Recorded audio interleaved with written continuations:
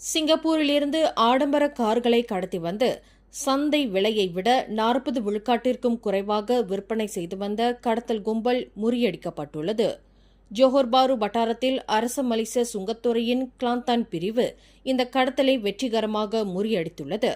இந்த கடத்தல் தொடர்பில் கிடைக்கப்பெற்ற உளவு தகவலின் அடிப்படையில் கடந்த மே 18ஆம் தேதி தொடங்கி 24ஆம் தேதி வரை சிறப்பு சோதனை நடவடிக்கை மேற்கொள்ளப்பட்டதாக கிளாந்தான் மாநில இயக்குநர் வான் ஜமால் அப்துல் சலாம் வான் லோங் தெரிவித்தார்.